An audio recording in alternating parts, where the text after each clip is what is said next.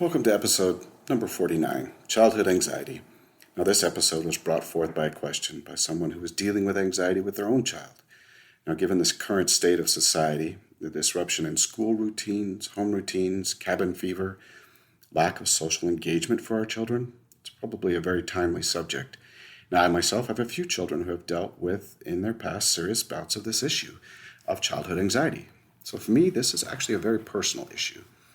I hope to convey help and hope today for those who are really dealing with a difficult and trying experience.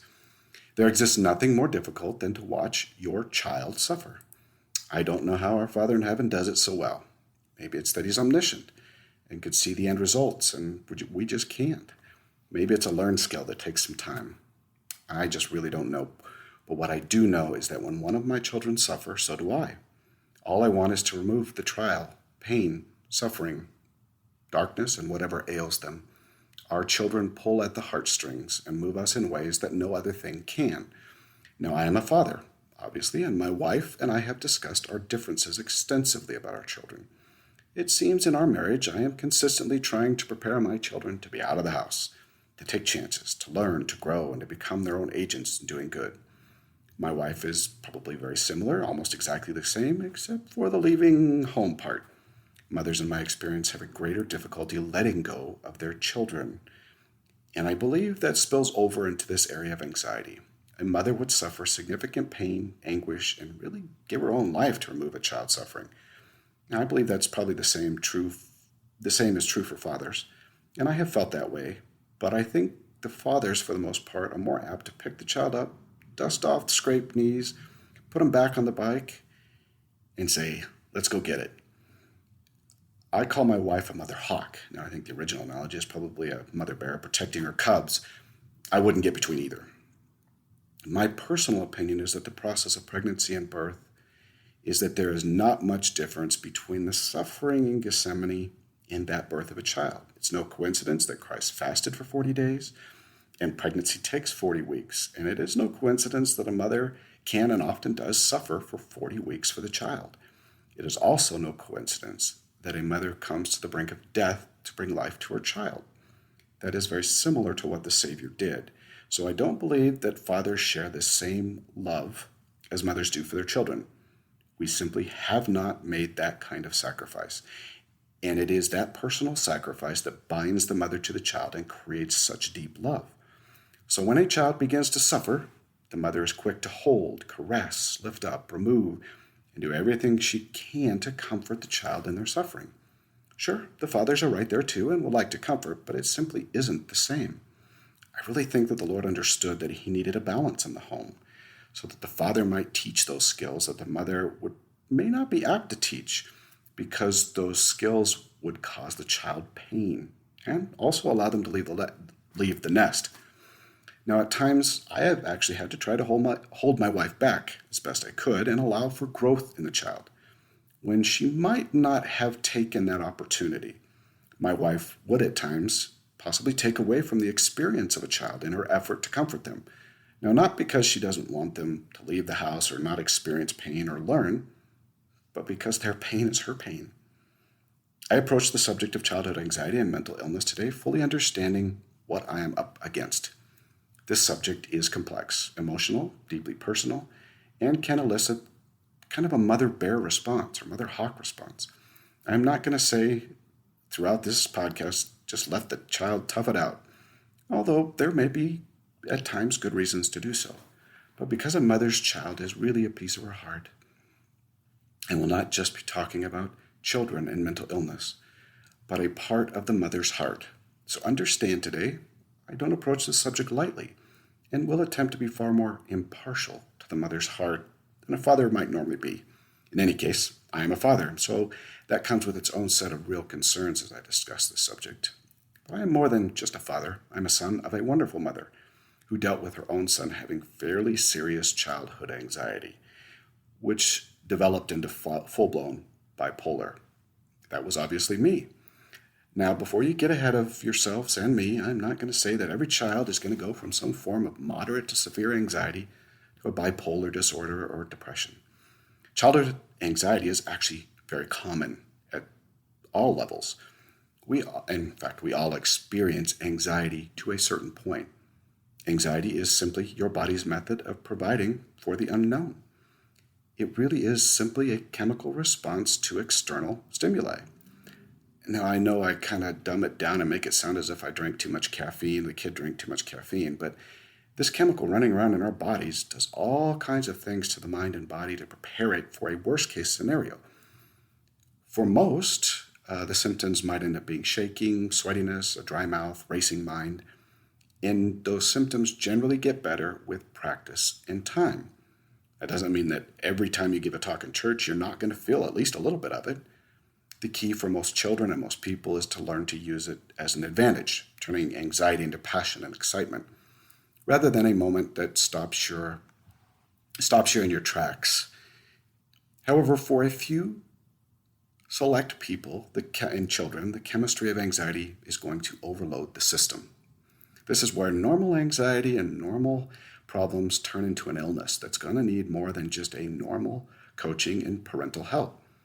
Children are wonderful creatures, and I don't mean that word in any negative sense. They often communicate exactly what they are feeling through their actions. The difficulty is that we don't have the computer readout in their foreheads telling us what exactly is going on.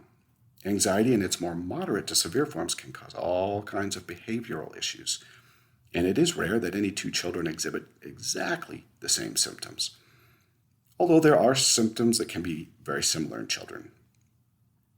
Now, with anxiety, there are various types of disorders, ranging from a general anxiety disorder to panic attacks, to social anxiety disorders, to phobias, to OCD, and yes, children can even experience PTSD. And unsurprisingly, they can experience several of these disorders at once.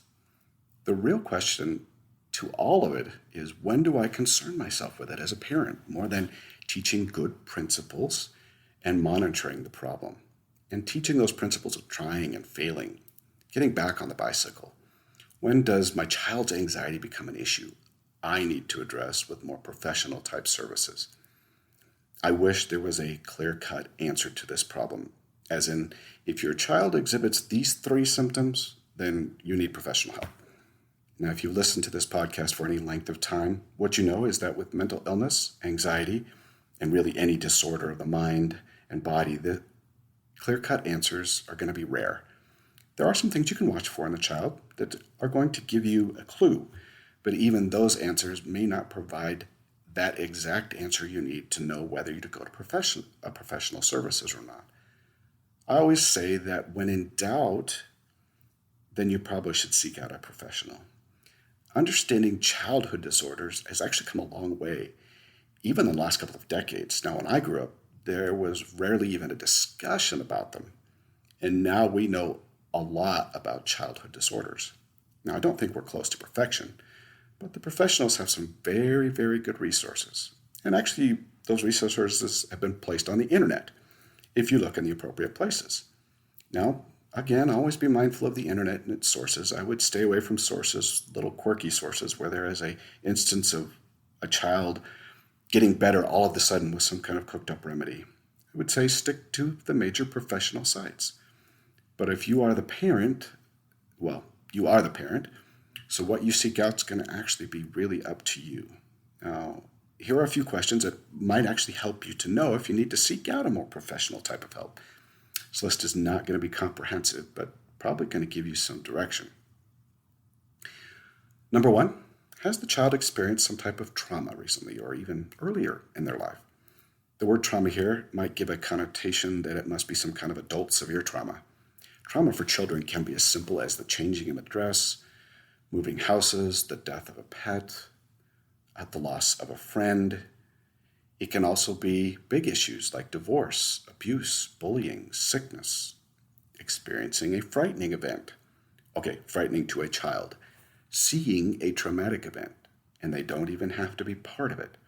Also understand that children do not process things like television programs and experiences like we do as adults, and they cannot sometimes see outside of themselves. So even a television show that really didn't seem to be all that bad to us could actually be affecting the child.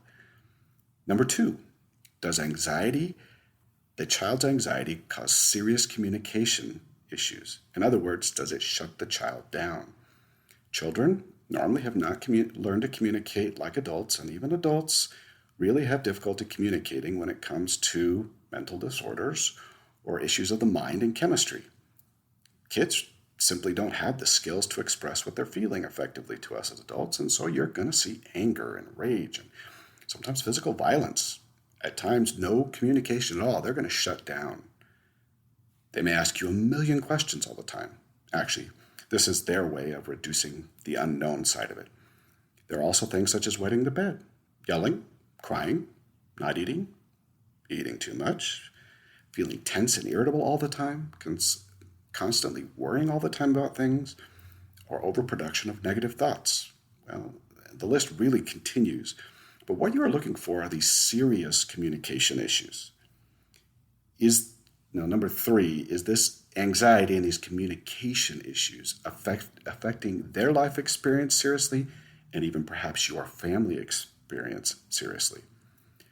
Or perhaps, better question, does the world revolve around this child's anxiety?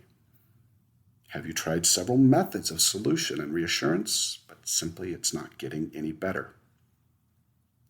Now, if you said yes to one or all of these, then you probably need some additional help. Remember, though, you are not going to be able to just turn your child over to a child psychologist or counselor and wash your hands of it. The process of treatment is probably going to fall more on you as the parent than it will on the professional. So when you turn to these professionals for help, how are you preparing? Here's my list. 1, make a list of things you've already done, and if you can, how successful or unsuccessful they were. 2, do your research. The internet is actually a very powerful place to start and may give you ideas for things you haven't even tried yet. But it's also to help you to understand the problem and perhaps a solution.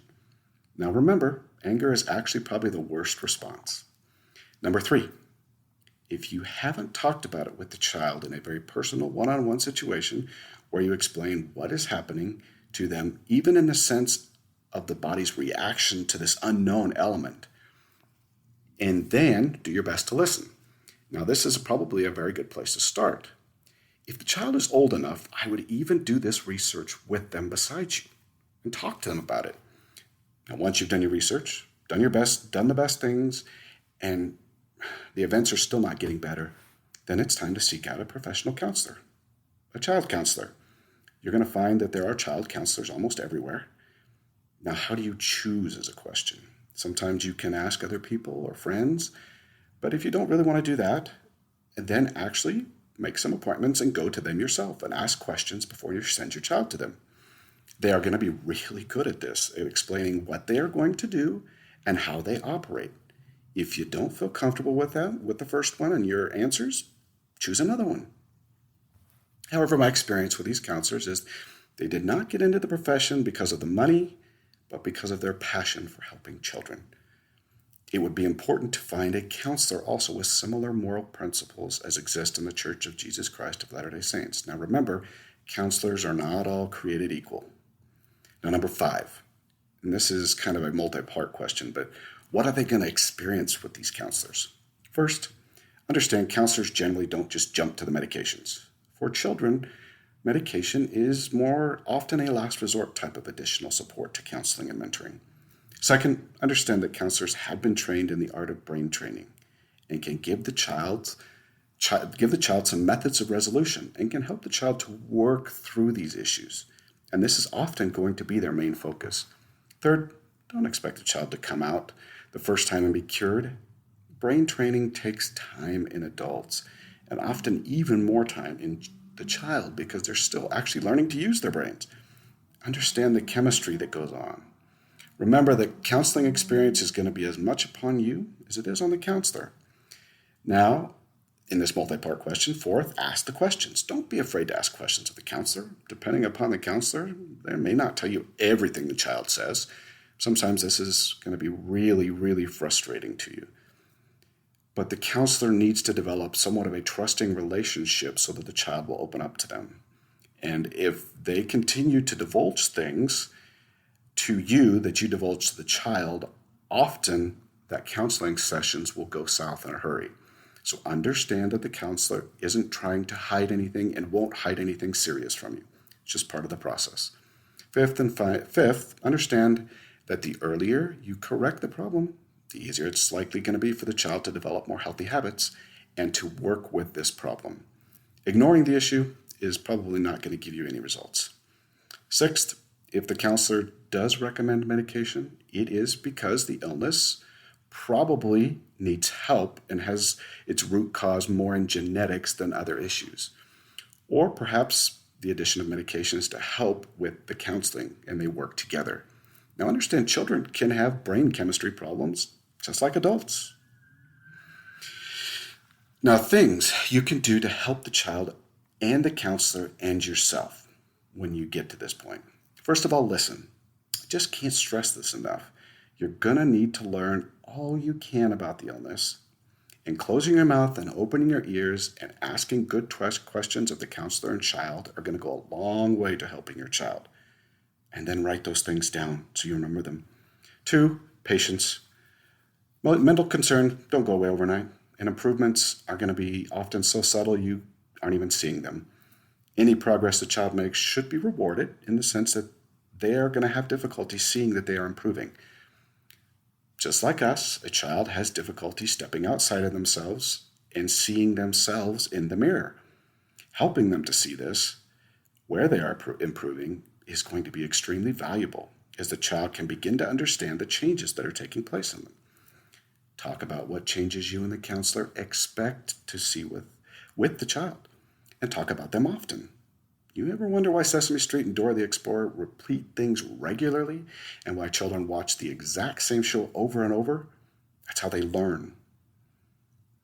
Talk about the problem, not the child. The child and the problem need to be separated. The child is not his or her problem.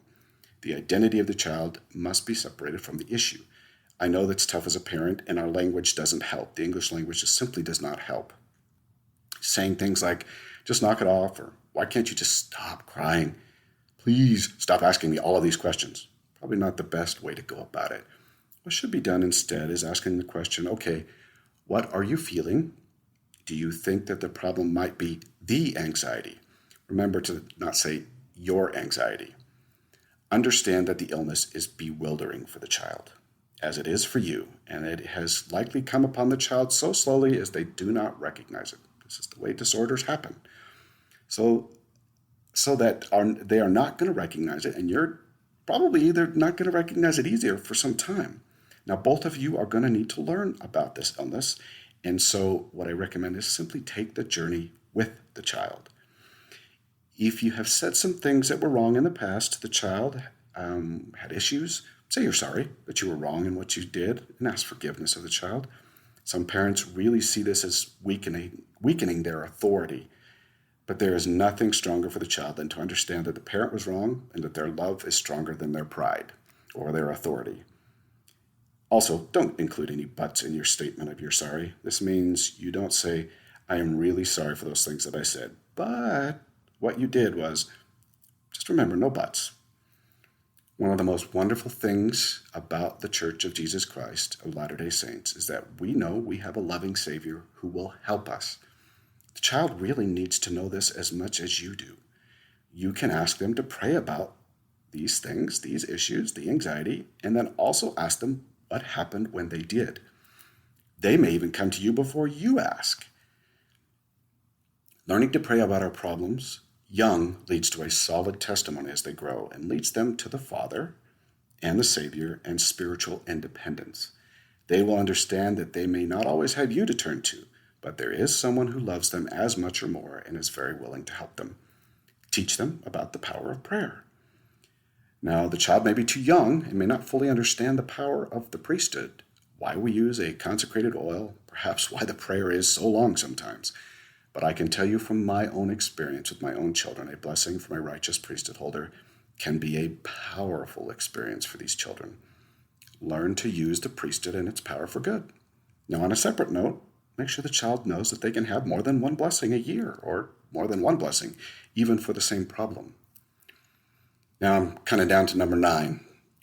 While the primary or young women or young men leaders probably already know about the issue with your child, it can be very wise to help them understand what you are doing to help them and how they can help the child.